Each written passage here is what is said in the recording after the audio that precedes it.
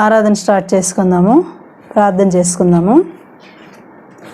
పరిశుద్ధుడైన దేవ, మహోన్నతుడైన తండ్రి, ఈ పునరుద్ధాన దినాన, ఈ విశ్రాంతి దినాన మీ కృపా సింహాసనం మీదకు నడిపించిన దేవా, ఈ సమయంలో తండ్రి నాయన నీ వాక్కు ప్రభా తండ్రి నాయన, నీ మాట, నీ పాట, నీ యొక్క నాయన సన్నిధి తండ్రి నాయన మా మధ్యలో ఉంచి ప్రభు ఈ ఆరాధన అంతా కూడా ప్రారంభం నుంచి ముగింపు వరకు మీ సన్నిధి మాతో ఉంచి నడిపించండి దేవా తండ్రి.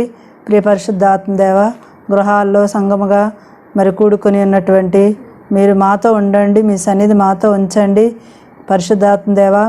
దేవ ఆత్మతోనూ సత్యముతోనూ మేము మిమ్మల్ని ఆరాధించడానికి సహాయం చేయండి. ఈ ఆరాధన అంతా కూడా మీ నామమునకు మహిమకరంగాను, మా వ్యక్తిగత కుటుంబ సంఘానికి ఆశీర్వాదకరంగా దీవెనకరంగా ఈ ఆరాధన అంతయు జరిగించి మీరే మహిమ ఘనత ప్రభావాలు పొందుకోమని యేసు నామమున ప్రార్థించి స్తుతించి వేడుకుంటున్నాం తండ్రి. ఆమేన్.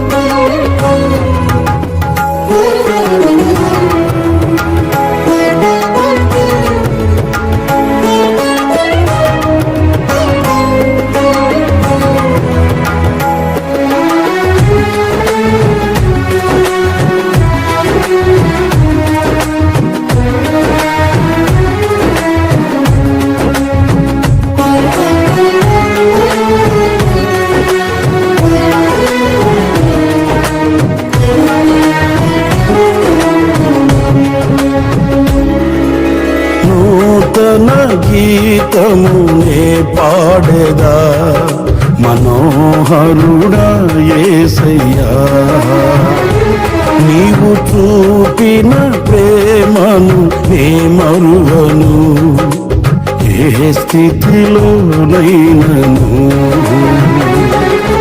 సమర్పణతో సేవించెదను నిన్నే, సజీవుడనై ఆరాధ్యుడనిల్నే. సమర్పణతో సేవించెదను నిన్నే, సజీవుడనై ఆరాధ్యుడనిల్నే.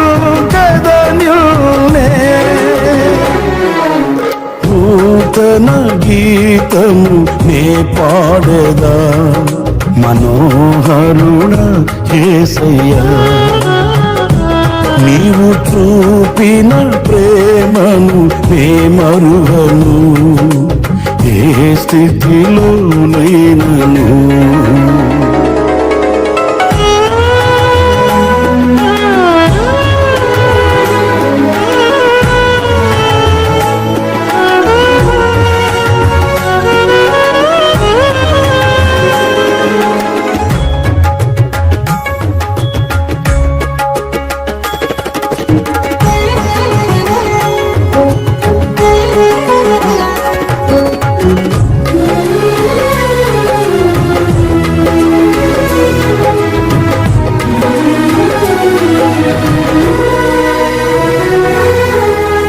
కొలువు చేసి ప్రేమించినావు, కోరదగినది ఏముంది నాలో. స్వార్థమెరుగని సాత్వికుడా, నీకు సాటెవ్వరు.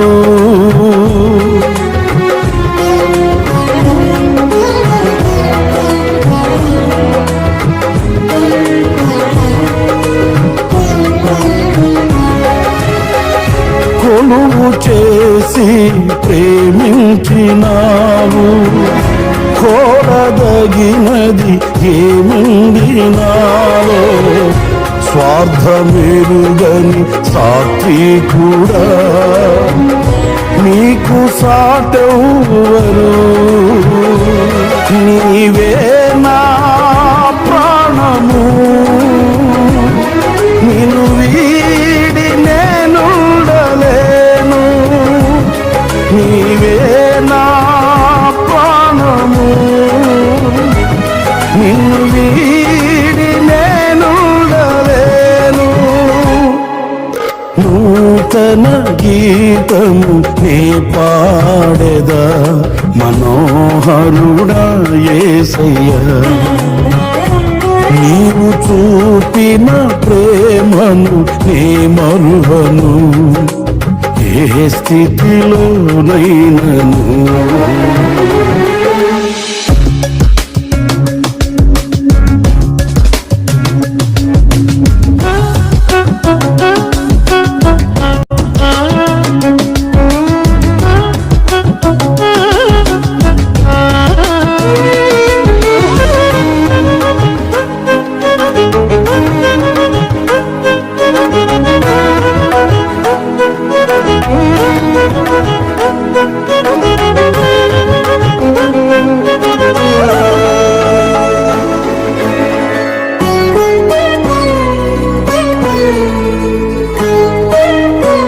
కడలి తీరం కనబడని వేళ, కడలి కెరటాలు వేధించు వేళ, కరుణమూర్తిగా దిగి వచ్చిన నీకు సాటెవ్వరు.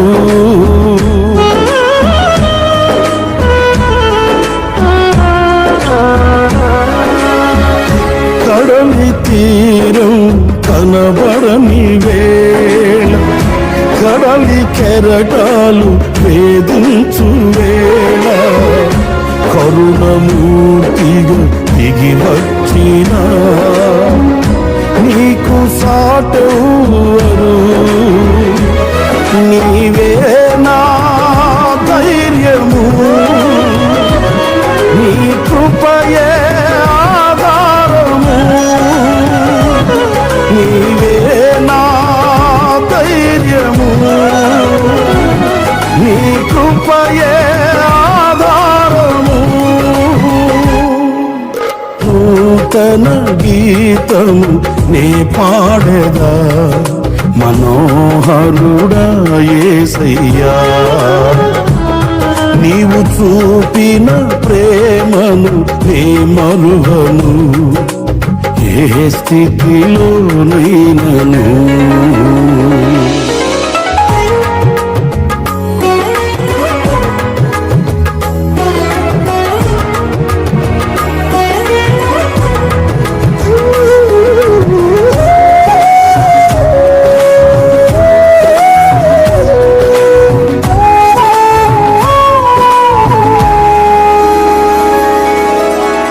మేఘములలో నీటిని దాచి, సంద్రములలో మార్గమును చూపి, మంటి ఘటములు మహిమాత్మను నింపిన నీకు సాటెవ్వరు.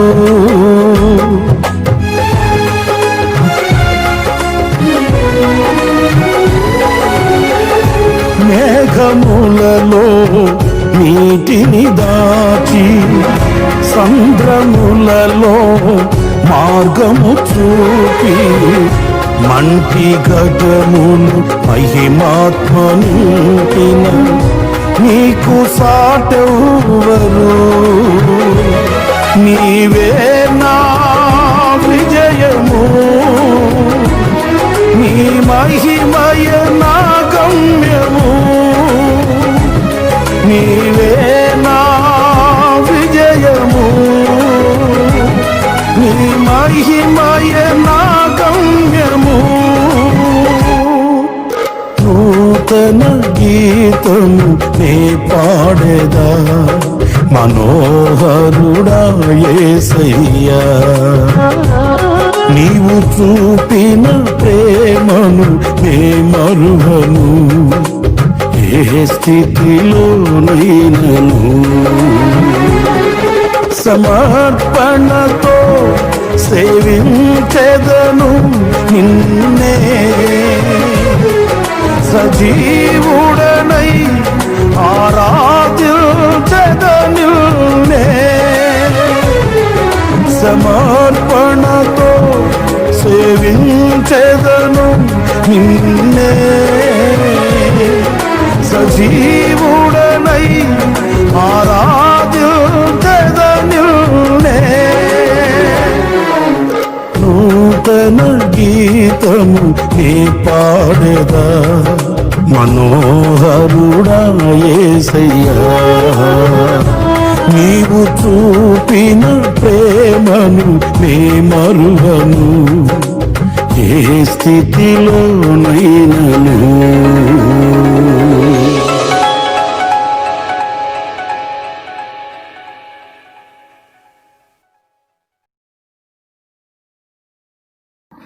స్తుతులు చెప్పుకుందాము.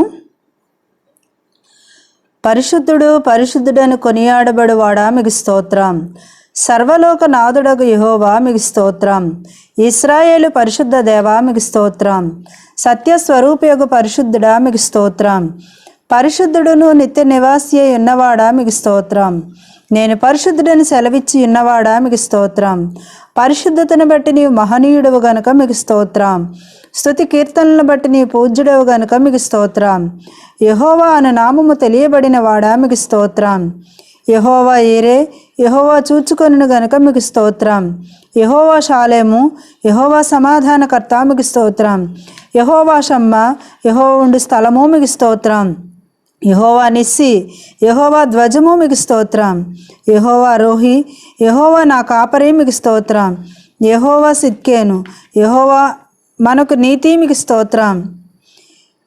యెహోవా రాఫా, స్వస్థపరిచి యెహోవా మీకు స్తోత్రం. యెహోవా సఫయోతు, యెహోవా సేనాధిపతి మీకు స్తోత్రం.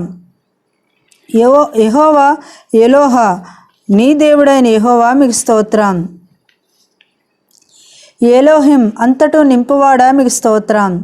ఏల్ షద్దై, సర్వశక్తి గల యెహోవా నీకు స్తోత్రం. యేసు అన్న నామమును బట్టి మీకు స్తోత్రం. ఇమ్మానుయేలు అనే నామమును బట్టి మీకు స్తోత్రం.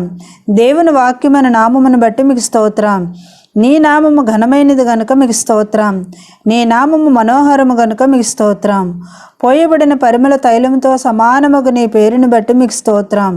నీ నామము పరిశుద్ధమైనది, పూజింపదగినది గనుక మీకు స్తోత్రం. నీ శౌర్యమును బట్టి నీ నామము ఘనమైనది ఆయన గనుక మీకు స్తోత్రం. నీ ఘనమైన నామము నిమిత్తము నీ జనులను విడనాడువాడువు కావు గనుక మీకు స్తోత్రం. ప్రతి నామమునకు పైనామమును బట్టి మీకు స్తోత్రం. నీవు నీ నామము సమీపముగా నున్నావు గనుక నీకు స్తోత్రం. నీ నామం బలమైన దుర్గము గనుక మీకు స్తోత్రం. పరిశుద్ధాత్మానికి స్తోత్రం. సత్యస్వరూపయోగ ఆత్మానికి స్తోత్రం. కరుణనందించే ఆత్మ మీకు స్తోత్రం. మహిమా స్వరూపయోగ ఆత్మ మీకు స్తోత్రం. జీవమిచ్చే ఆత్మ మీకు స్తోత్రం. తండ్రి ఆత్మ మీకు స్తోత్రం. వివేకమునకు ఆధారముగా ఆత్మ మీకు స్తోత్రం. క్రీస్తు ఆత్మ మీకు స్తోత్రం. జలములకు బలమునకు ఆధారముగా ఆత్మ మీకు స్తోత్రం. జీవింపజేయ ఆత్మ మీకు స్తోత్రం. ఉచ్చరింప సఖ్యము కాని మూలుగుతో విజ్ఞాపన చేయ ఆత్మ మీకు స్తోత్రం.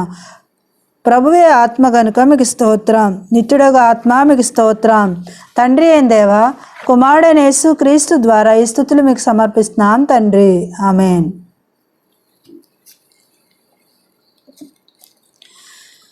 విశ్వాస ఒప్పుకోలు చెప్దాము.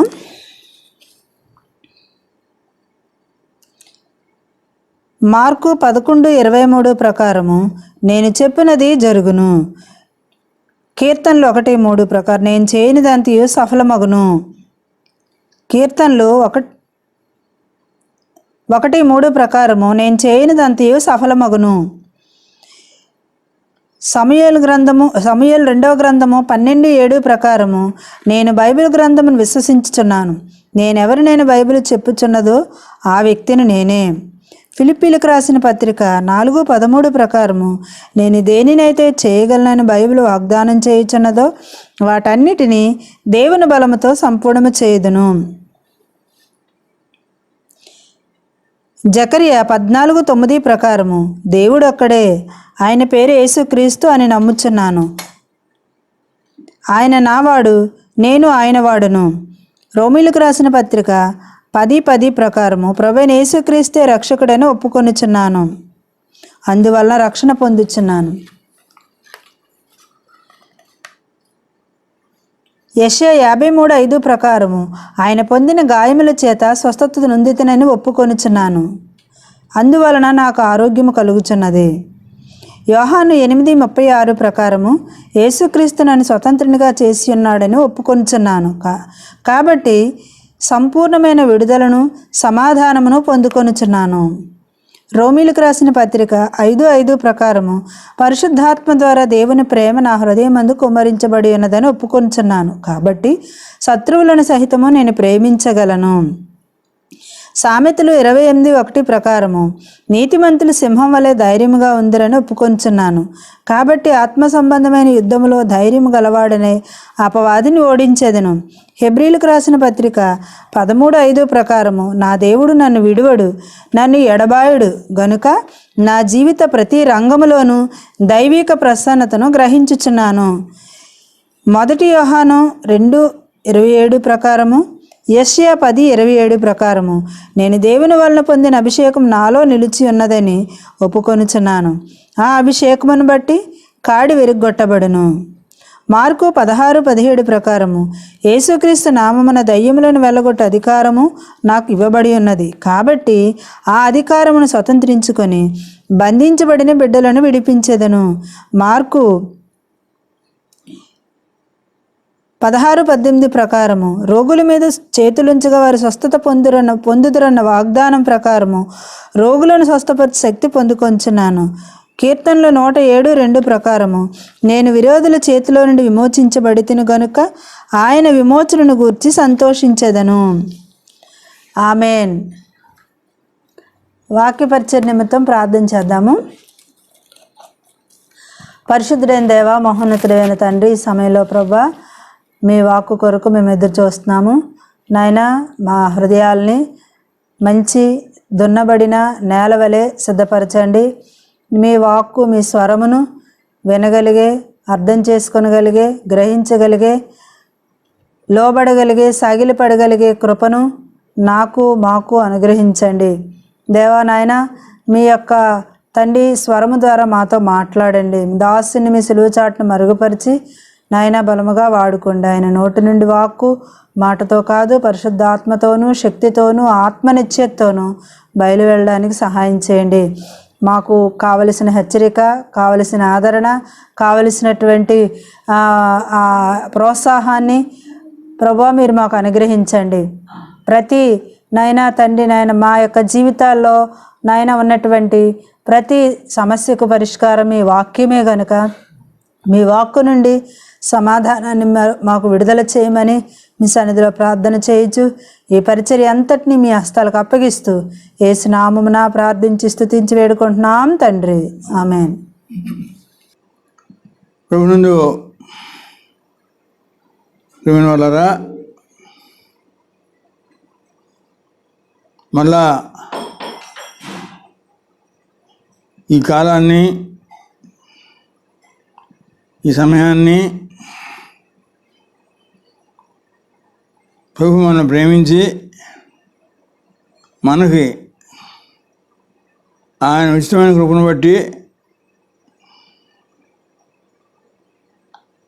ఆయన మనకి ప్రసాదించిన ఈ అనుకూలమైన సమయాన్ని బట్టి, అవకాశాన్ని బట్టి మనం ఎంత ధన్యులం. దయచేసి నేను మరోసారి మీకు నేను గుర్తు చేస్తుంది ఏంటంటే, వాక్యం చాలా శ్రద్ధగా వినాలి. మీరు వాక్యం వింటుండగానే మీ హృదయంలో మీరు వాంఛించాలి. ఆ వాక్యం నాకు అర్థమైన జ్ఞానం నాకు కావాలి, మీరు వాంఛించాలి. అప్పుడు అది మీకు మేలుకరంగా ఉంటుంది.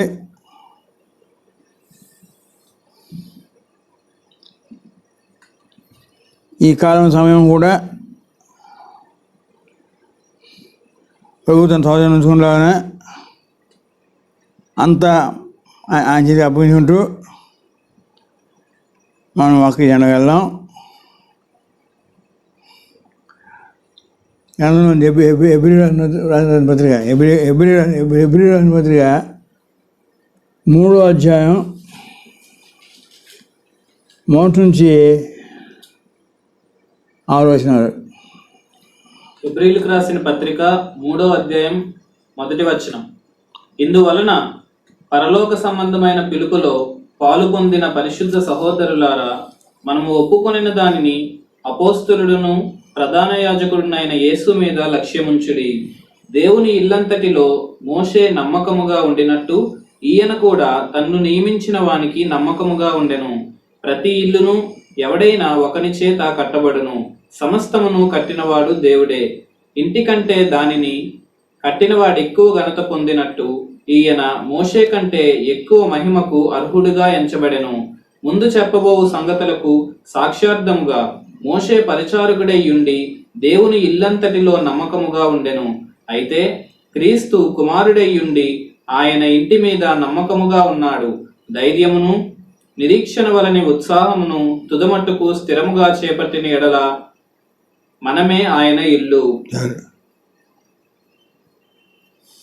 ఈ లేఖనంలో ఒక మాట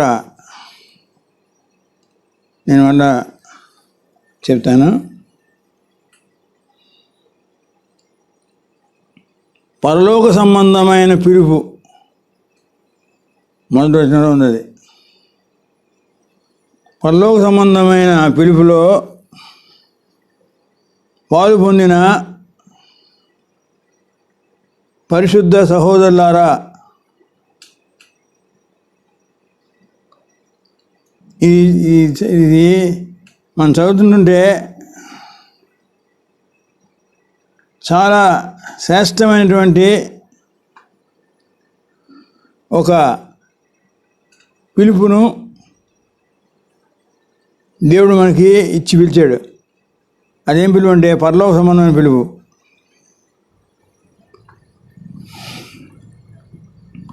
హెవెన్లీ కాలింగ్. ఆ పిలుపులో పాల్పొందిన పరిశుద్ధ సహోదరులారా అంటున్నాడు. దయచేసి గమనించండి, ఇది పరలోక సంబంధమైన పిలుపు కాబట్టి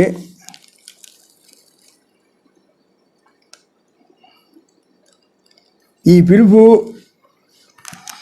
ఈ కాలింగ్ ఇది ఎక్కడి నుంచి వస్తుందంటే పరలోకంలో ఉన్నటువంటి దేవుని సన్నిధి ఉంది, ఆయన యొక్క సముఖం ఉంది. ఆయన మనల్ని ఏర్పరచుకొని ఆయన మనల్ని ఈ పరలోక సంబంధమైనటువంటి పిలుపుతో మనల్ని ఆయన పిలుస్తున్నాడు. అయితే ఇక్కడ ఒక మాట చూద్దాం. పరలోక సంబంధమైన పిలుపుతో ఆయన మనం పిలిచాడు. పిలిచిన తర్వాత ఆ పిలుపులో మనం పాలుపోస్తున్నామేమో. ఆ పిలుపులో మనం పాలుపోస్తున్నాం కాబట్టి వెంటనే అక్కడ ఇంకో మాట రాబడింది, పరిశుద్ధ సహోదరులారా. అంటే ప్రభు మనం ప్రేమించి పరలోక సంబంధం పిలుపుతో మనల్ని పిలిచాడు. అలా పిలిచిన మనము దేవుడు మనల్ని పిలిచినందున ఆ పిలుపులో మనము పాలు పొందాం, అంటే పాలుపోసలేము. అలాగా ఆ పిలుపులో పాలుపోసినటువంటి మనల్ని మళ్ళా మరొక పదం అంటున్నాడు, పరిశుద్ధ సహోదరులారా. పిలుపు పరలోక సంబంధం పిలుపుతో పిలిచాడు ఆయన. అందులో మనకి ఆ పిలుపుతో మనం పిలవగానే మనల్ని ఆ పిలుపులో మనల్ని పారిభాషం చేశాడు. చేయగానే మనల్ని పరిశుద్ధ సహోదరులారా అంటున్నాడు. అంత తర్వాత అక్కడ రాయబడింది, నేను చదువుతాను. మనము ఒప్పుకున్న దానికి అపొస్తలుడును ప్రధాన యాజకుడైన యేసు మీద లక్ష్యముంచుడి అని రాయబడింది. ఇప్పుడు మనం గమనించినట్టయితే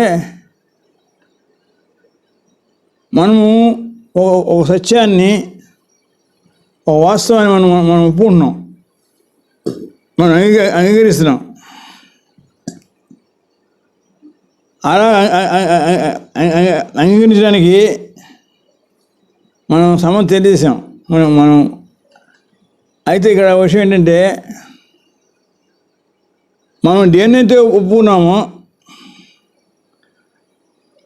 దేన్నైతే అంగీకరించామో దానికి ఆధారం ఏంటంటే మన ప్రభువుని యేసుక్రీస్తే దానికి ఆధారం. అందుకే ఆయనే ఈ సత్యానికి, వాస్తవానికి ఆధారం. కాబట్టి అక్కడ రెండు బిరుదులు అక్కడ ఆయన అపొస్తలుడును ప్రధాన యాజకుడైన యేసు మీద మన లక్ష్యం ఉంచాలి. అంటే ఈ రెండు మాటలు చాలా అర్థంతో ఉన్నాయి. ఆయన మనం ఒప్పుకున్న దానికి అపొస్తలుడును ప్రధాన నుండి యేసు మీద మనం లక్ష్యం ఉంచాలి.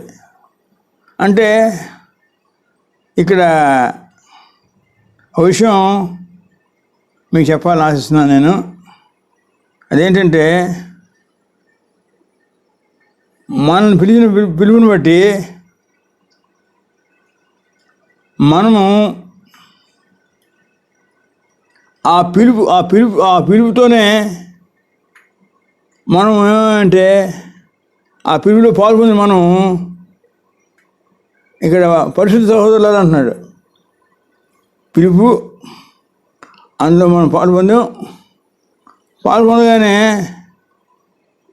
మనం పరిశుద్ధ సహోదరులుగా మనం తీర్చిదిద్దాం. దయచేసి గమనించండి. ఒక ఒక ఒక వృత్తాంతం లేదా ఒక సత్యం లేదా ఒక అంశం, ఒక వాస్తవం మన జీవితంలో జరిగింది. అదేంటంటే, సామాన్యులైన మనల్ని దేవుడు పరలోకమైన పిలుపుతో పిలిచాడు. ఆ పిలుపులో మనం పాల్గొనం చేశాడు. తర్వాత ఇప్పుడు ఏంటంటే, మనం అయిన తర్వాత మనము ఒప్పుకుంటున్నాం. ఏంటి ఒప్పుకుంటున్నాం? ముందు ముందు ముందు ముందు మనం ధ్యానించిందే ఒప్పుకుంటున్నాం. అయితే ఈ విషయం నేను చెప్తున్నాను. మనం ఒప్పుకున్నటువంటి ఆ వాస్తవానికి, సత్యానికి ఆధారం ఎవరంటే మన ప్రభువు అయిన యేసుక్రీస్తు. ఆయన అపొస్తలుడును ప్రధాన యాజకుడని రెండు పదాలతో ఆయన ఇక్కడ ఉదహరించబడ్డాడు. అంతేకాకుండా అలా ఉదహరించబడ్డ అపొస్తలుడును ప్రధాన యాజకుడి నుండి యేసు మీద లక్ష్యం ఉంచాలి. అంటే దయచేసి వినండి. ఈ వాక్యం చెప్పినటువంటి ఆ యొక్క భావం, ఆ సత్యం, అది మన జీవితంలో నెరవేరాలి. కాబట్టి అది నెరవేరడానికి మనకు ఒక ఆధారం కావాలి.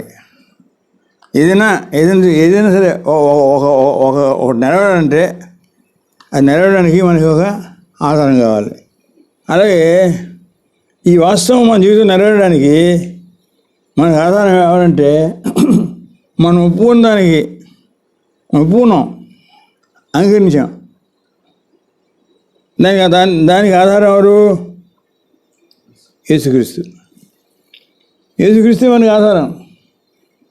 ఆయనే మనకి అపోస్తలుడు, ఆయన మనకి ప్రధాన యాజకుడు. కాబట్టి ఈజ్ ద బేస్, ఫౌండేషన్. ఆయన ప్రభు మీద మనం లక్ష్మించాం. ఇక్కడ మాట రాయడం చూడండి, లక్ష్మించాం, యేసు మీద లక్ష్మించాం. అంటే లక్ష్యము అనే మాట తెలుగు భాషలో దాన్ని కొంచెం వివరిస్తాను. లక్ష్యము అనే మాట అర్థం ఏంటంటే ఒకటి ఒక అర్థం చెప్తాను. ఒక అమూల్యమైన విలువైనటువంటి అది ఏదైనా దాని మీద మనం లక్ష్మించాలి. అంటే ఒక సమయం ఉంది, మనం ఏం చేయాలంటే సమయం మీద లక్ష్మించాలి. లక్ష్మించకపోతే ఏమవుతుంటే ఆ సమయం నిర్లక్ష్యం అయిపోద్ది. అలాగే మన భౌతిక శరీరం ఉంది, ఈ భౌతిక శరీరం మీద ఏం చేయాలి? మనం లక్ష్మించాలి, శ్రద్ధ తీసుకోవాలి, జాగ్రత్తగా మన భౌతిక శరీరాన్ని కాపాడుకోవాలి. లేకపోతే అది కూడా నిరుపయోగం అయిపోద్ది. ఇప్పుడు వాక్యం చూస్తున్నాను. మనం ప్రభు మీద లక్ష్మిస్తే ఆ ప్రభు యొక్క నామం మీద, సన్నిధి మీద, ఆయన సత్యం మీద మనం లక్ష్మించినట్టయితే, అలా లక్ష్మించినటువంటి మా మానవుడు లక్ష్మించాలి అని దేవుడు చెప్తున్నాడు. మొదటి వాక్యంలోని చివరిలోని అవన్నీ రాయబడింది. యేసు మీద లక్ష్మించాలి, ఇంకెవరి మీద కాదు. ఆయన మీద మనం లక్ష్మించినట్టయితే మన యొక్క పిలుపు, మన ఏర్పాటు,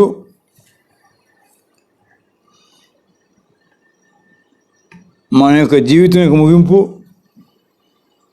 మన జీవిత విధానం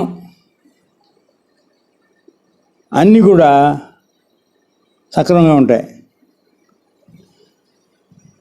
మన జీవితంలో గమనిస్తాం. దయచేసి మీకు నేను చెప్తున్నాను, చాలామంది దేవుని బిడ్డలు, పరిశుద్ధులు, చాలామంది క్రైస్తవులు వాళ్ళు లక్ష్యం ఉంచరు. లక్ష్యం లేదు అంటే మనం చెప్తున్నాను, ఒక అమూల్యమైన విలువైనటువంటి ఏదైనా ఉద్యోగం అయినా, వ్యాపారమైనా, వస్తువు అయినా, ఏదైనా దాని మీద మామూలుగా ఉదాహరణ చెప్తున్నాను, లక్ష్యం ఉంచితేనే అది మనతో ఉంటుంది, అది కాపాడబడుతుంది. అంతేకాకుండా అది కాపాడబడుతుంది, దానివల్ల మనం కూడా మేలు పొందుతాం, కాపాడబడతాం. లక్ష్యం అనమాట చాలా చాలా అర్థవంతమైన మాట. ఉంటాం వాడికి లక్ష్యం లేదా, వాడు నిర్లక్ష్యంగా ఉంటాడు ఇప్పుడు కూడా. అంచేత యేసుని దర్శించాలి అంటే మన యొక్క హృదయం, మన యొక్క మనస్సు, మన యొక్క తలంపులు, మన యొక్క ఆలోచనలు, మన యొక్క ఊహలు, ఇవన్నీ కూడా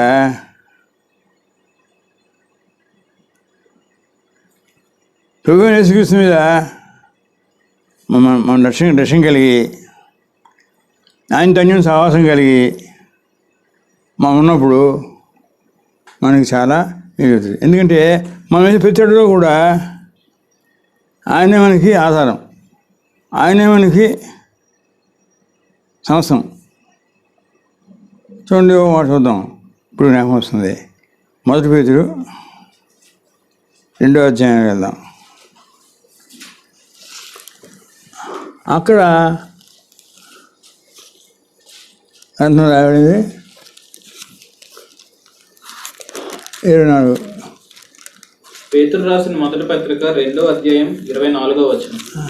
మనము పాపముల విషయమై చనిపోయి నీతి విషయమై జీవించినట్లు ఆయన తానే తన శరీరమందు మన పాపములను మ్రాను మీద మోసుకొనెను. ఆయన పొందిన గాయముల చేత మీరు స్వస్థత నొందితిరి. మీరు గొర్రెల వలె దారి తప్పిపోతిరి గాని ఇప్పుడు మీ ఆత్మల కాపరియు అధ్యక్షుడినైన ఆయన వైపునకు మళ్ళీ ఉన్నారు. అది మంచిదే. మనం ఒప్పుకున్నానికి అపోస్తలులను ప్రధాన యాజకుడైన యేసు మీద రక్షించడం ఉంటున్నాం. అలా మనం రక్షించడానికి ఆయన మనం ప్రేమించి మనకు ఏం చేశాడు అది రాయబడింది.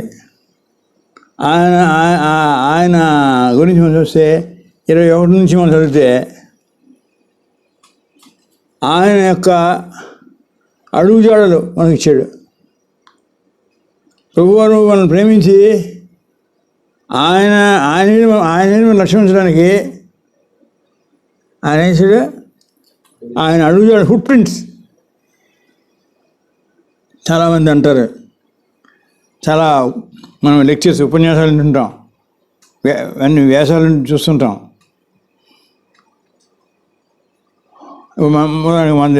మన యొక్క దేశం గురించి కొంతమంది నాయకులు చెప్తారు, ది ఫుట్ ప్రింట్స్ ఆఫ్ Mahatma Gandhi are available, so you have to follow his footprints అంటారు. అలాగే ప్రభు కూడా ఏంటంటే ఆయన అడుగుజాడలు క్రీస్తు కూడా మీకు బాధపడి మీతో అడుగుజాడలు నడుచుకున్నట్లు మీకు మాదిరి చించిపోయాను. ఆయన అడుగుజాడల్లో మనం అడుగు వేసినట్టయితే ఆవిడేమవుతుందంటే దాని యొక్క ఫలితం ఏంటంటే 22 నేను చదువుతున్నాను. 1 Peter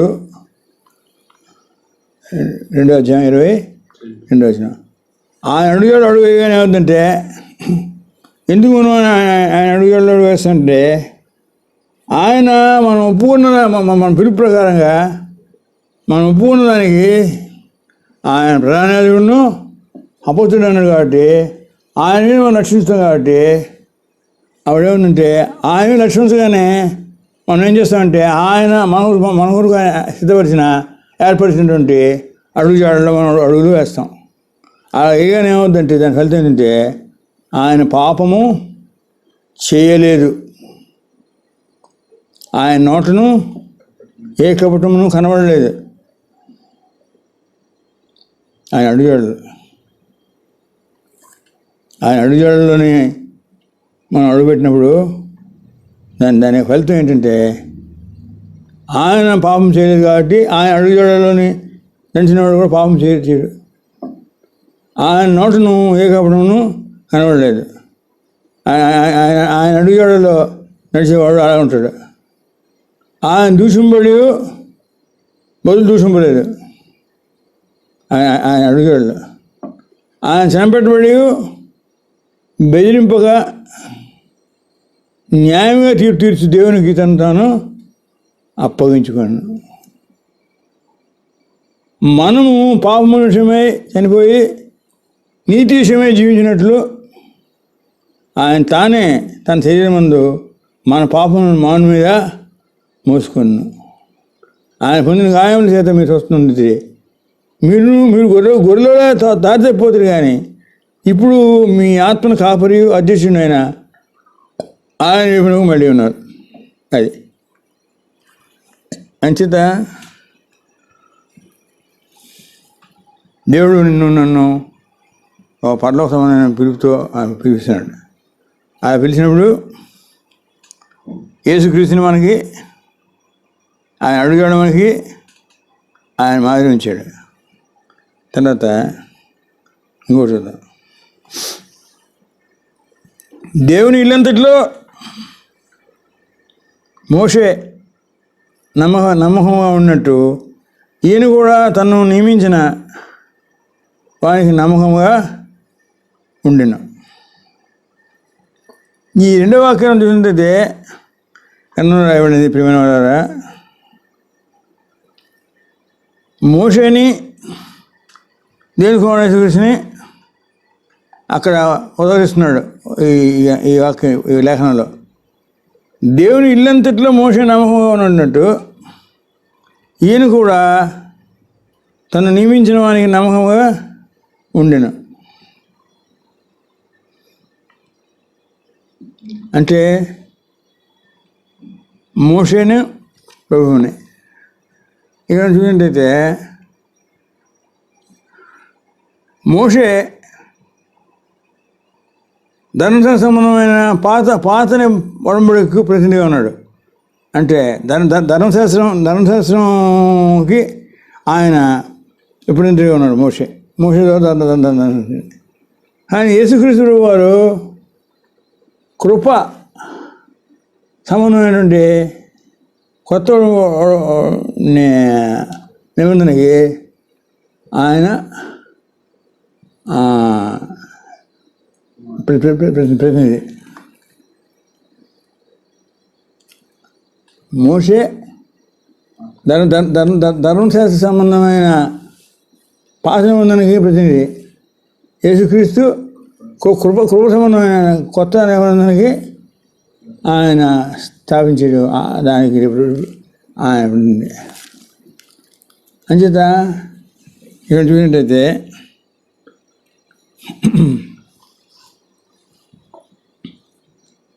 దేవుని వాక్యం చూసినట్టయితే ప్రేమ వాళ్ళరా, ఇక్కడ ఈ పిలుపు గురించి కొంత మనం ధ్యానించాం. ఇంకా మరి కొంచెం ధ్యానించాలి. ఏంటంటే ఈ పిలుపు, ఈ పరలోకమైన పిలుపు, ఆ పిలుపు యొక్క వరవడి చూసినట్టయితే, ఆ పిలుపు యొక్క విధానం చూసినట్టయితే అది దేవుని యొక్క విధానం. దేవుడు మనం పిలిచినప్పుడు ఆయన విధానం, పరలోకమైన పిలుపుతో ఆయన పిలిచాడు, అది ఆయన విధానం. అయితే నేను మాట చెప్తున్నానండి, దేవుని యొక్క విధానం ఏంటంటే, దేవుడు ఏం చేశాడంటే మనల్ని ప్రేమించి ఆయన మనకు మాదిరిగా ఉంటాడు. అంటే ఆయన అడుగుజాడలు మనకు మాదిరిగా ఉంచాడు. ఇప్పుడు పరలోకమైన పిలుపుతో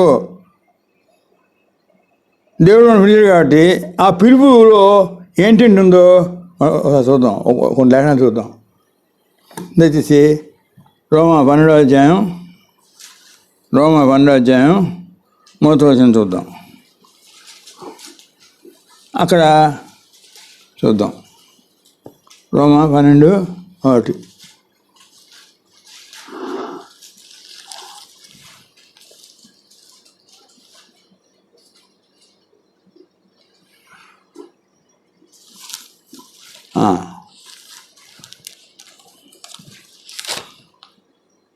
రోమా 12వ అధ్యాయం 1వ వచనం. రోమా 12వ అధ్యాయం 1వ వచనం. కాబట్టి సహోదరులారా, పరిశుద్ధమును దేవునికి అనుకూలమైన సజీవ యాగముగా మీ శరీరములను ఆయనకు సమర్పించుకొనుడని దేవుని వాత్సల్యమును బట్టి మిమ్మును బ్రతిమాలుకొనుచున్నాను. ఇట్టి సేవ మీకు యుక్తమైనది.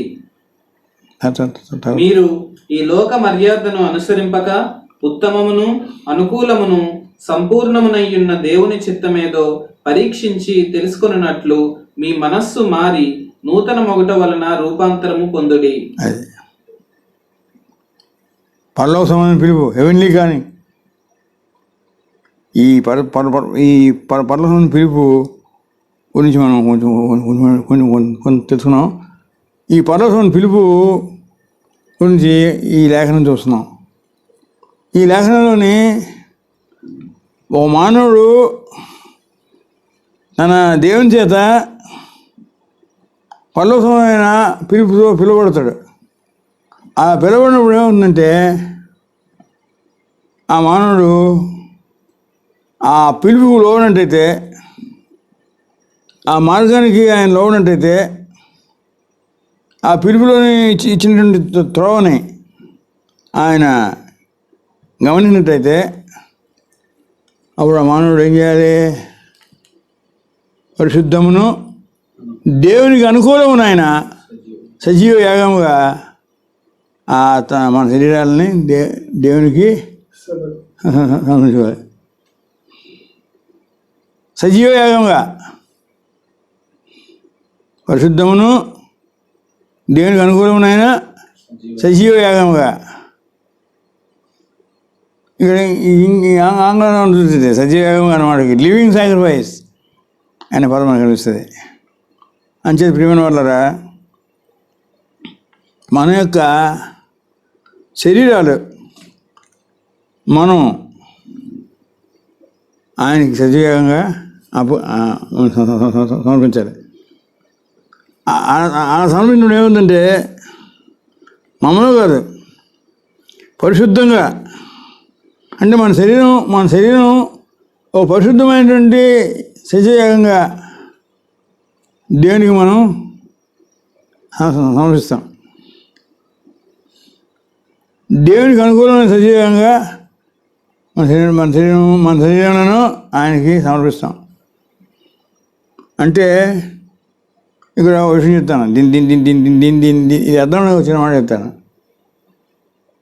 అంటే మన శరీరం అంటే మనమే. మన శరీరము దేవునికి ఒక సజీవంగా మనం సమర్పించాలి. అంటే దాన్ని అర్థం చెప్తున్నాను. ఇది అర్థం కానీ చిన్న వాక్యం చూద్దాం. ప్రభు చరిత్ర ఉన్న దినాల్లో, ఆయన పరిస్థితి దినాల్లోని ఆయన ఏమంటే ఎవడైనా నన్ను ఎమ్మడిపోలేదా, ఎవడైనా నన్ను ఎమ్మడిపోలేడు అంటే లోకసత్త 9:20 ఉంటుంది. లోక 9:20 ఉంటుంది. అది ఎవడైనా నన్ను ఎమ్మడిపోయినైతే వాడు తను ఉపేక్షించుకొని ప్రతిదినము తన తెలియనెత్తుకుని నన్ను అమ్మించాలి అని అంటుంది. సువార్త 9:23. మరియు ఆయన అందరితో ఇట్లా, నేను ఎవడైనాను నన్ను వెంబడింపగోరిన ఎడల తన్ను తాను ఉపేక్షించుకొని ప్రతిదినము తన సిలువను ఎత్తుకొని నన్ను వెంబడింపవలెను.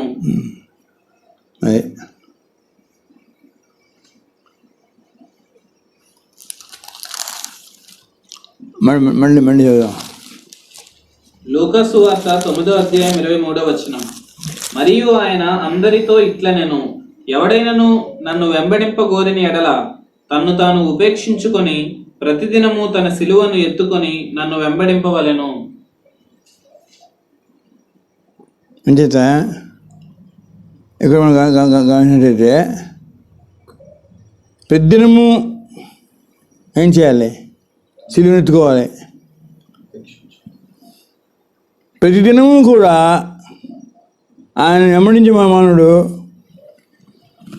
దయచేసి మళ్ళీ మీకు చూస్తున్నాను, ఆయన్ని వెంబడించే మానవుడు అంటే ఎవరు? దాని జవాబు నేను చెప్తాను. ఆయన అడుగుజాడల్ని, ఆయన అడుగుజాడల్లో, ఆయన హుట్టుంచులో ఆయన అడుగుజాడల్లో అడుగుపెట్టి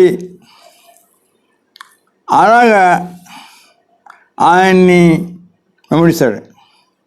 ఆయన వెంబడించేవాడు, ఆయన వెంబడించే మానవుడు ఎప్పుడు కూడా ఆయన అడుగుజాడల్లో అడుగు పెట్టకుండా నేను ప్రభువుని వెంబడిస్తానని చెప్పడం అంటే అది హాస్యాస్పదంగా ఉంటుంది. ఆయన అడుగుజాడు అడుగుపెట్టి మానవుడు ప్రభువుని వెంబడిస్తున్నాడు. అయితే అలా వెంబడించే మానవుడు ఏం చేయాలి? తను ఉపేక్షించుకొని, అంటే డినై అనే మాట ఇంగ్లీష్ ఉంటుంది, బైబిల్ రాయబడుతుంది. ఉపేక్షించుకుని దాని అర్థం ఎన్నోసార్లు చెప్పాను కాబట్టి ఇప్పుడు నేను మాట చెప్తాను. డినై అంటే దాని అర్థం ఏంటంటే, ఉపేక్షించుకునే వాడికి అర్థం ఏంటంటే, ప్రియమైన వాళ్ళరా, మనకి చాలా ఇష్టమైంది, మనకి చాలా అనుకూలమైంది, మనకి చాలా ప్రియమైనది, ఇవన్నీ చెప్పాను. ఇవన్నీ కూడా ఉన్నాయి, నీకు నాకు అందుబాటులో ఉన్నాయి. వాటిని అనుభవించడానికి కూడా అవకాశం ఉంది. కానీ నీవు నేను దాన్ని ఉపయోగించుకుంటే అది ఆ వస్తువు లేక ఆ స్థితి అది మనకి ఎంత ప్రియమైనదైనా, ఎంత మనకి ఇష్టమైనదైనా, ఎంత మనల్ని ఆకర్షించినా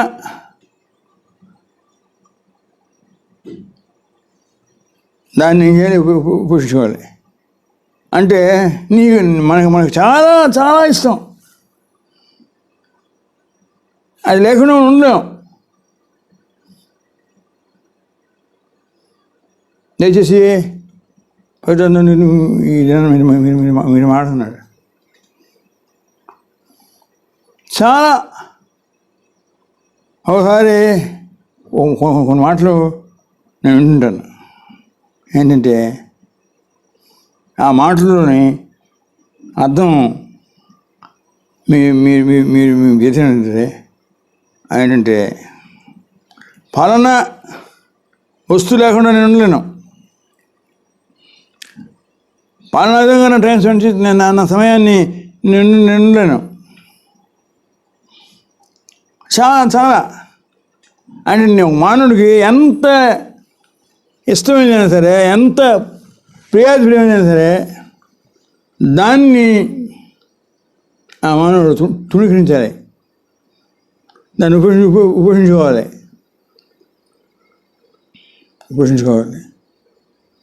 అప్పుడే అది మనకి ఉపయోగించుకునేటువంటి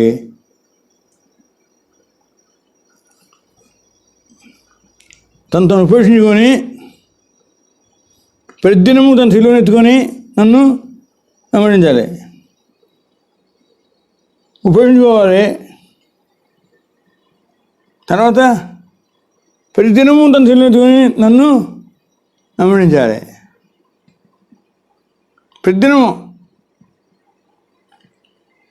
ప్రతిదినము కూడా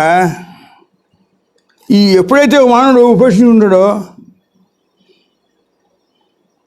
ఆ మానవుడు ఏమిటంటే ప్రతిదినము కూడా తన జీవితంలో ఏదైతే ఇష్టపడతాడో, ఏదైతే ప్రేమిస్తాడో,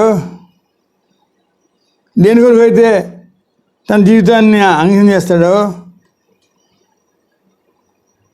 ప్రభు యొక్క వాక్యం ద్వారా ప్రభు ఆ మానవుడు చెప్తాడు, నువ్వు ఉపేక్షించుకో.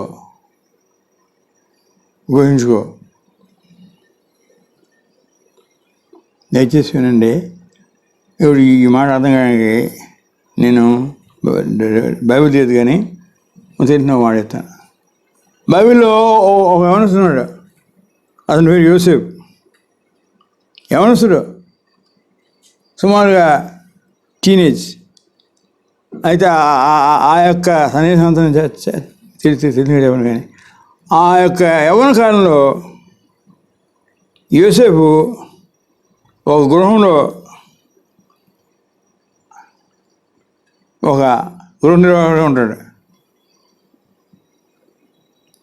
మంచి యవ్వనకాలం, అందగాడు, మనకు తెలుసును. ఆ గృహ యజమానుడు వచ్చి ఆ స్త్రీ వచ్చి ఈ ఎవరైనా యోసేపుని ప్రతిరోజు చాలా శోధిస్తుంటుంది. నన్ను నువ్వు అనుభవించు, నా శరీరాన్ని అనుభవించు అని అనేక రీతిగా శోధిస్తుంది. అయితే యోసేపు మాత్రం ప్రతిదినం కూడా యోసేపు ఏంటి సిలువే, ప్రతిదినం సిలువే. కానీ యోసేపు ప్రతిదినం కూడా తన గురించి సిలువను ఎత్తుకొని ఆయన జీవించాడు కాబట్టి ఆయన ధన్యుడైనాడు. ఇంకో విషయం చెప్తున్నానండి, యోసేపు యొక్క సోదన కాలంలో యోసేపుకి పాపాన్ని అపవిత్రతని క్షుణ్ణంగా తేటగా చెప్పగలిగే ఒక గురువు కానీ, ఒక పుస్తకం కానీ, ఒక గ్రంథం కానీ ఏమీ లేదు.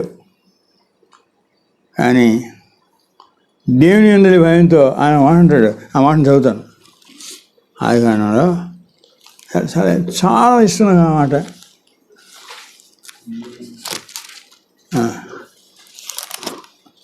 యోసేపు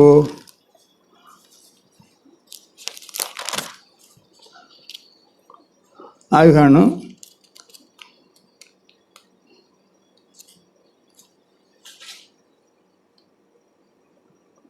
19వ అధ్యాయం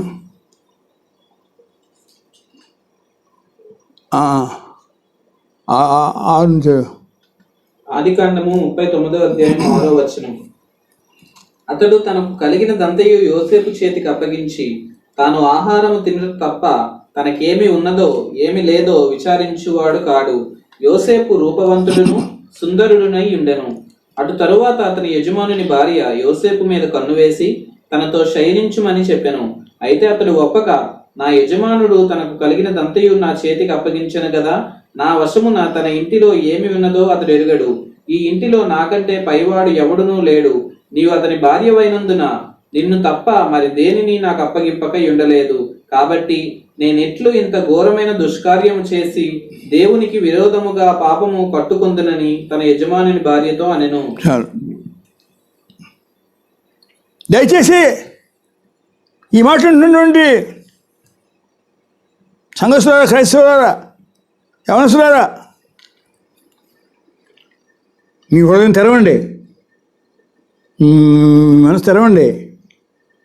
యోసేపు మాటలని మీ హృదయం పంపించండి.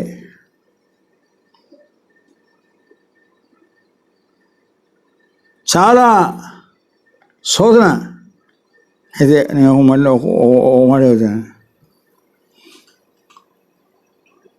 నీవు అతని భార్య అయినందున నిన్ను తప్ప మరి దేన్ని నాకు అప్పలేదు. కాబట్టి నేను ఎట్లు ఇంత ఘోరమైన నిష్కార్యం చేసి దేవుని విరోధంగా పాపం కొట్టుకున్నానని నిజమైన భార్యతో. ఆ మాట యొక్క వరవడి మరోసారి అని చెప్తుందా అంటే యోసేపు ఎలాగ ఉంటాడు, ఎలా యోసేపు గడ చరించి ఉంటాడు ఆ శోధన రాగానే. నేను ఒకవేళ నాకు తెలిసినటువంటి కాబట్టి నేను ఎట్లు ఇంత ఘోరమైన దుష్కార్యం చేస్తాను, నేను చేయలేను. దేవునికి విరోధంగా నేను పాపము కట్టుకోలేను అంటే ఉపేక్షించకుండా మన జీవితాల్లో మనం యోసేపులా ఉంటే మనం తర్వాత సంగతి మనం పోషించుకోవాలి. మన శరీరం సజీవంగా ఆయనకి అప్పగించాలి. చూడండి, రోమ 12వ జయంతి అండి, ముగించుకుందాం. 12వ జయంతి పరిశుద్ధమును దేవునికి అనుకూలమైన సజీవ యాగముగా మీ శరీరాన్ని ఆయనకు సమర్పించుకుంటని దేవుని వాసన బట్టి మిమ్మల్ని తుమారుతున్నాను. రోమ సంఘానికి పౌలు హెచ్చరిస్తున్నాడు, అంటున్నాడు, ఓ సహోదరులారా, మీ శరీరాన్ని పరిశుద్ధము, దేవునికి అనుకూల సజీవంగా దేవునికి అప్పగించండి. దేవుని వాత్సల్యను బట్టి నేను మిమ్మల్ని ఇటు సేవ మీకు యుక్తమైనది. ఇక్కడ మాట్లాడుతున్నాను, నేను సజీవ యాగముగా మన శరీరాన్ని దేవునికి సమర్పించుకోవడం అంటే దాని అర్థం తెలుసుకోవాలి. లివింగ్ సాక్రిఫైస్, సజీవయాగం అంటే అనేక అనేక అనేక రీతిగా అనేకమైన ఇన్ సో మెనీ యాంగిల్స్, అనేకమైన విధానాలు, అనేక రీతిగా నీ యొక్క మోసమైన హృదయం శోధిస్తాడు. ఆ శోధించాడు, అందులోని నీకు దేవుని వాక్యలో చెప్తాడు, ఏంటంటే ఈ లోకమర్యాదను అనుసరించు, నీ శరీరం సజీవంగా అప్పగించు.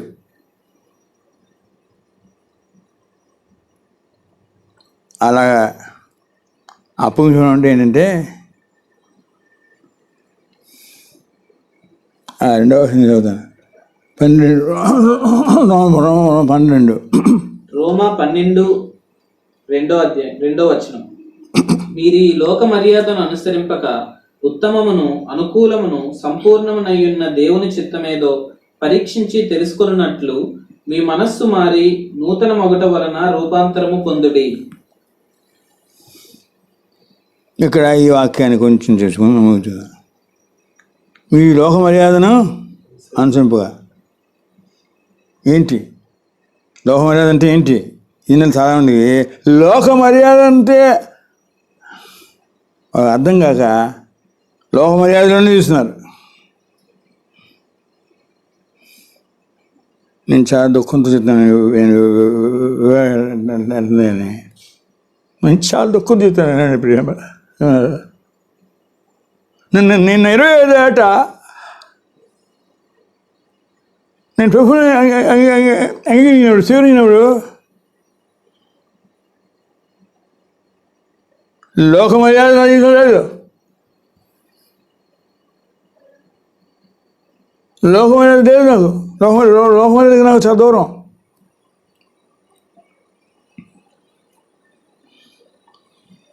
లోకంలో ఉన్నటువంటి ఆ స్థితి అంతా బాగుండేది, నేను వేరుగా ఉండేవాడిని. లోక మర్యాద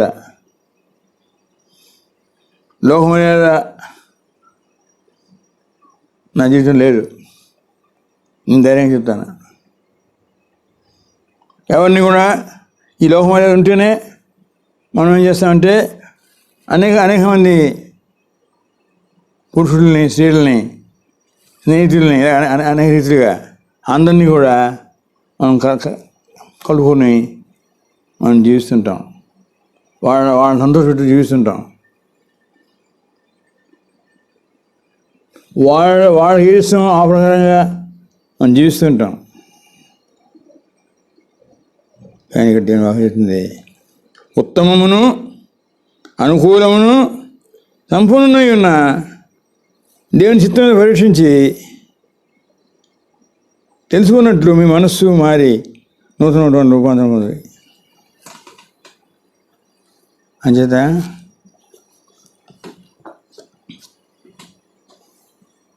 లోక మర్యాదను మనం అనుసరించుకుంటూ ఉండాలంటే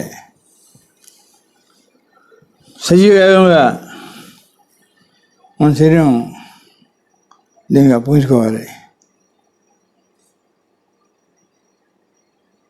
దేవుడు మనం ప్రేమించి ఎటువంటి పిలుపులు పిలిచాడు? వచ్చావా? Heavenly calling.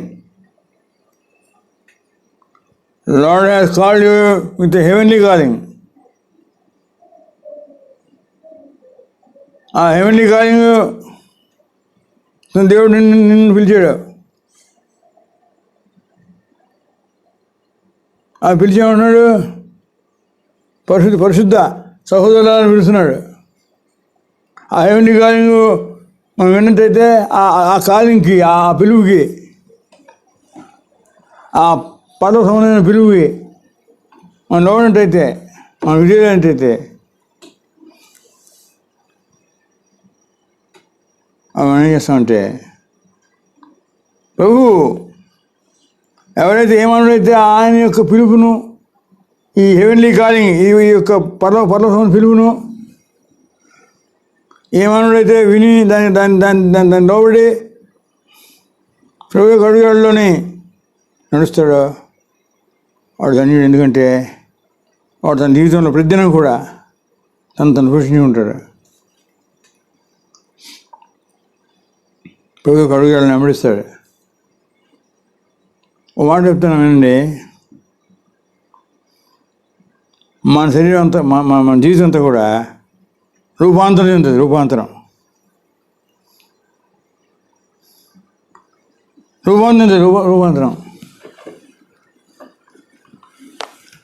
ఓ సహోదరుడా, సహోదరి,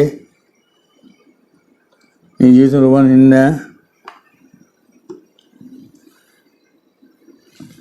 రూపాంతరం చెందకపోతే నువ్వు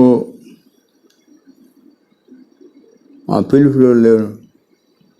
లోకంలో అన్నీ అనుభవిస్తుంటావు. చాలా సమయం మాట్లాడుతున్నానండి. మన జీవితాల్లో అనేకమైనవి మనం ఉపయోగించుకోవాలి.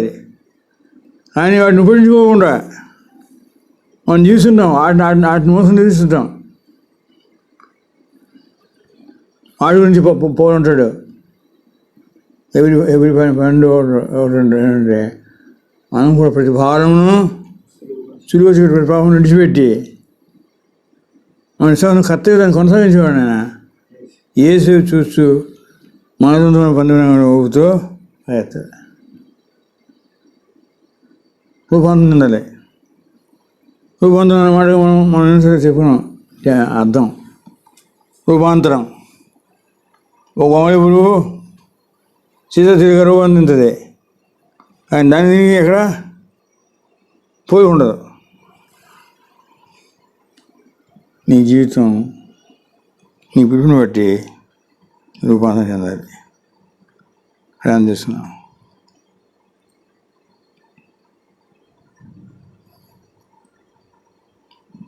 ఈ కాల సమయంలో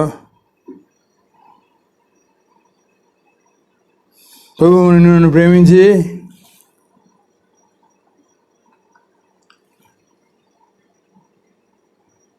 పర్లోక సంబంధమైన పిలుపుతో, హెవెన్లీ కాలింగ్ తో నేను ఆయన పిలిచాడు.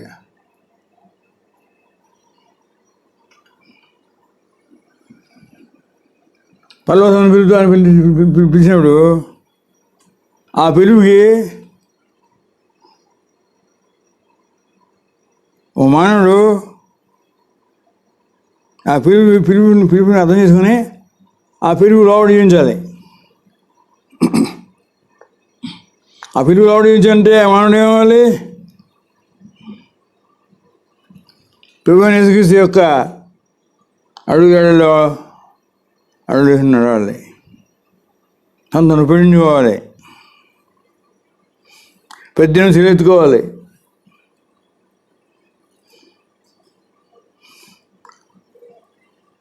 నీకు నాకు ఏదైతే ఇష్టమో, ఏదైతే మనం అనుభవించాలనుకుంటామో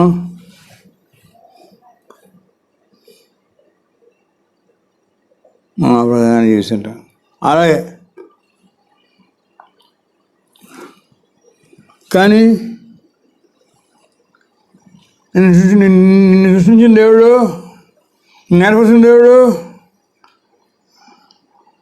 నిన్ను పరలోకం పిలుపుతో పెట్టిన ప్రభు, ఆ పిలుపు తగినట్టుగా నువ్వు జీవించడం లేదండి.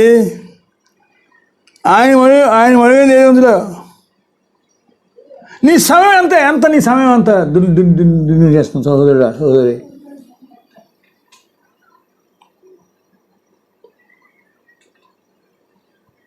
దయచేసి ఆలోచించు.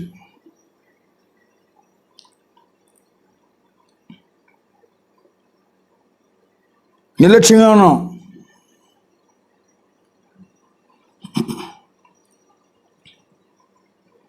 నీ సమయంలో దేవునికి ఇవ్వాల్సిన సమయం దేవునికి ఇవ్వకుండా నీకు నీ ప్రియుడికి, నీ స్నేహితులకి, నీ బంధువులకి ఇస్తున్నావు.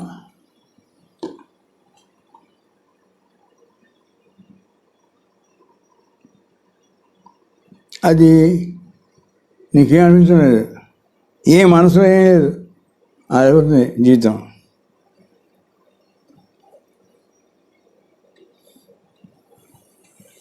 చెరువుగా మాట చెప్తున్నాను, వినండి. ఏంటంటే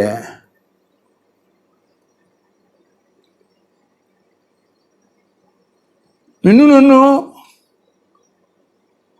దేవుడు ప్రేమించి మనం ఎన్నోసార్లు ఆయన దూరం ఆయన ప్రేమించి ఆయన పిలిచి ఆయన నీ నుండి నా నుండి కూడా ఆయన ఈజ్ ఎక్స్పెక్టింగ్, ఆయన చూస్తున్నాడు. నీ ద్వారా, నా ద్వారా, సహోదరి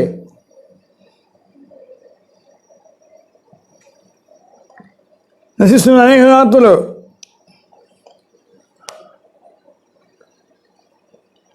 మనం రోజు తేవాలి. అది నీ యొక్క పిలుపు.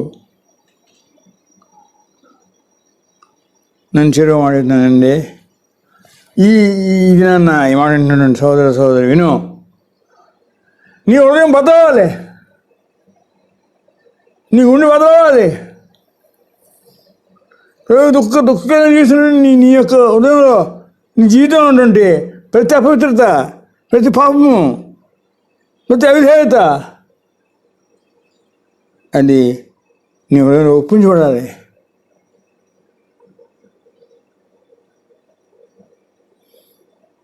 అండి చాలా దూరం ఉన్నారు రోజుకి.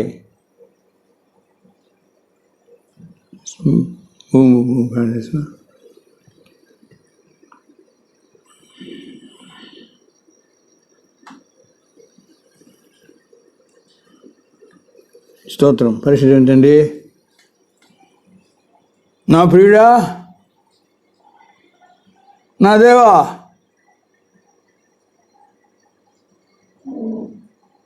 ఈ సమయంలో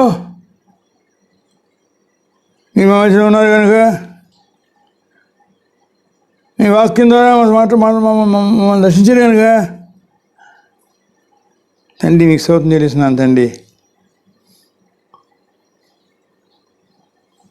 వాడు లోకమంతా సంపాదించుకొని తన ఆత్మను కోల్పోయినాడా, మనకేం ప్రయోజనం అని లేఖనం చెప్తుంది. ప్రభువా, సంఘం పాడైపోయింది, యవనస్తులు దారి తప్పిపోయారు.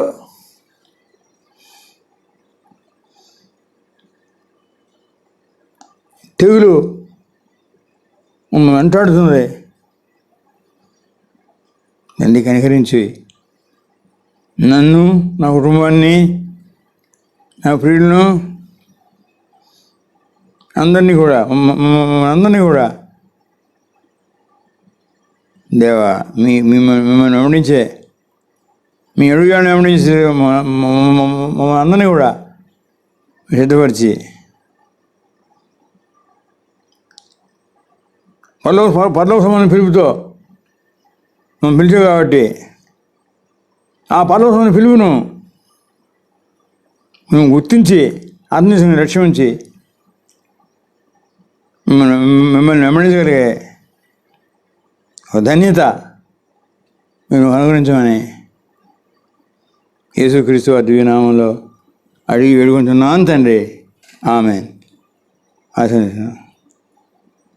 మన ప్రభువైన కృపయో తండ్రి దేని ప్రేమయో అన్యం సహవాసం సమాధానం ఆదరణ కూడిసిన మనకును ప్రేమించిన అందరికీ కూడా సదాకాలం తోడండి కాపాడును గాక. ఆమేన్. హల్లెలూయా. సహోదరులు దయచేసి నా ఫోన్ ఉంది కాబట్టి రాత్రి కొంచెం ఒక 5 నిమిషాలైనా సరే ఈ విశ్రాంతి పొందే ముందు నీ పిలుపును జ్ఞాపకం చేసుకుని ప్రభువుకి నీ జీవితాన్ని అప్పగించు.